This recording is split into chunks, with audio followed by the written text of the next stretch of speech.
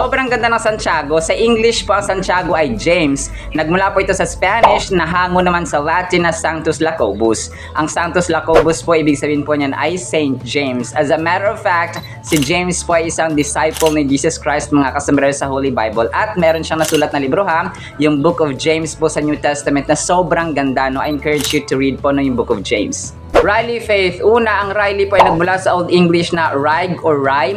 And then ang Leah, ibig sabihin po ay wood clearing, courageous or valiant, matapang. And then ang Faith naman po, sa Tagalog ay pananampalataya, as in faith kay Lord Jesus Christ. At ayon sa Bible verse na Hebrews chapter 11 verse 1, ito po yung pananampalataya po ito po yung umaasa tayo sa mga bagay na hindi pa natin nakikita. Parang inaasam-asam at inaantay natin. So, especially, no, dealing at saka having faith sa ating Panginoong Jesus. Amante, ang ganda nito. Nagmula ito sa Spanish and Italian and then Latin na amans or amantius. Ibig sabihin po ay lover or the one who loves. Ang taong umiibig. Especially, ang mga umiibig sa Panginoon. Batang oso, sobrang unique nito. Pinagtabi lamang po ito na batang oso. Batang oso, as in bear mga kasambero. So, young bear or child bear. Child bear or young bear, ito ang konting kalamang dapat na alam mo po. Ang tawag po sa mga anak ng kangaroo ay joey.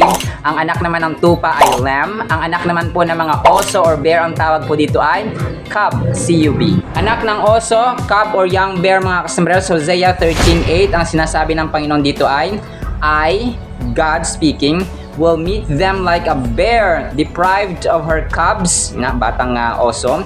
I will tear open the rib cage and there I will devour them like a lion.